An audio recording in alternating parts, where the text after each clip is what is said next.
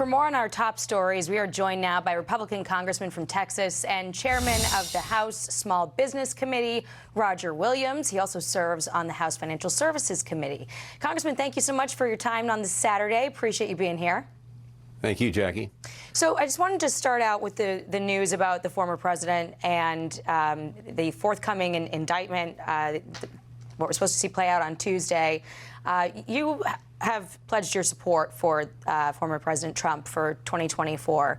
I'm assuming that none of this changes the marker for you, but does it? And have you spoken with him since any of this transpired?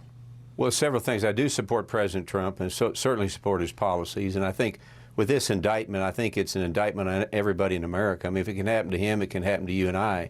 And we totally stand with him on that. And so I think that this DA, this rogue DA, he's gotten way over his skis right now. And I think actually it's going to, at the end of the day, help President Trump because people can realize this can happen. It's an attack on our judicial system like we've never seen before. So it's an area that I think certainly probably will help him. And I have spoken to him and saw him last week in Waco and talked to him on the phone.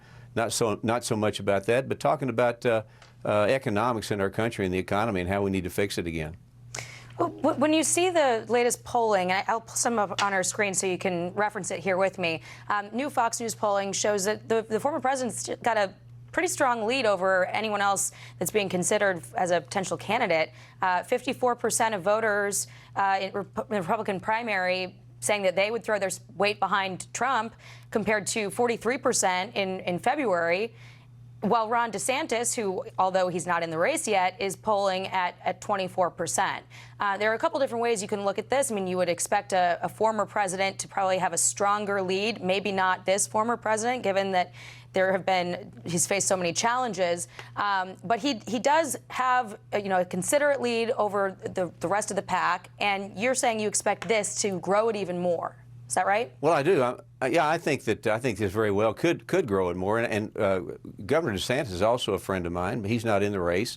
And I think President Trump, people remember what the economy was like. They remember where our strength was in the world and what it was like to be on Main Street, a small business owner, et cetera. And they like that. And they compare it to what we have today, where we have high inflation, we have no supply chain, high interest rates, and it's hard for people to survive. And I think that once we look at all that, I think it does certainly help President Trump. But mainly, it's people look at this happened to him, it can happen to me. This is going to be an election, I think, that's going to show that people really want their country back and not big government, but they want government out of the way.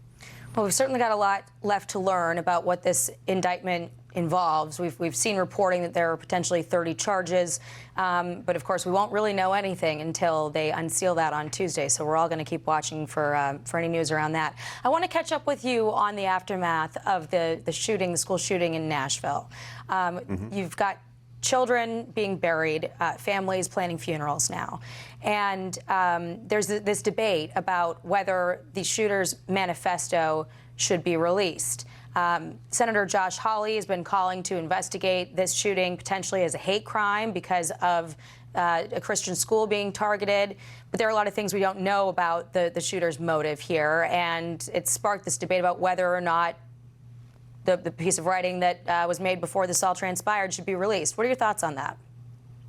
Well, I think it probably should, but I also think it reminds us again that we're going to have this debate for a long time on these school shootings are horrendous, guns and Second Amendment and so forth.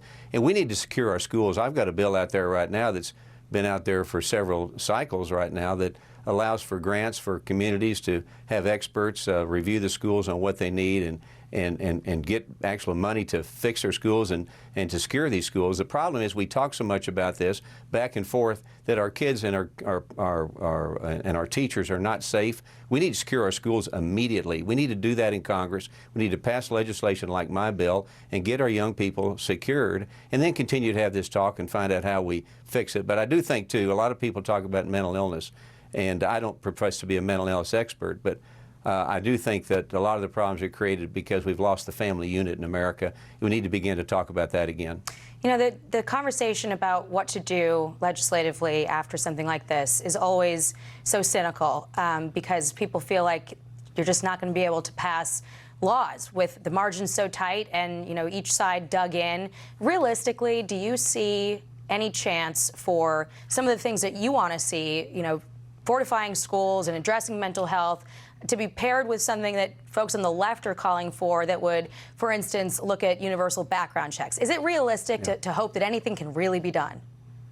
Well, there is hope that we can do this, and we can fix it, and we can stop this horrible, these events that happen in our schools. But like I say, we need to have this debate. But while we're having the debate, let's pass legislation that secures our schools, that gives the local communities to be able to draw on some federal grants to allow them to put glass up where glass needs to be, take it down, put doors up, take doors down, whatever. But we need to secure these kids and these teachers. When they go to school in the morning, they need to feel safe and not concerned. And we need to do that. And let's debate this and come up with an answer. But let's secure our schools right this very minute. Okay. Congressman Roger Williams, appreciate your time with us on this Saturday. Thank you so much, sir. Thank you, Jackie.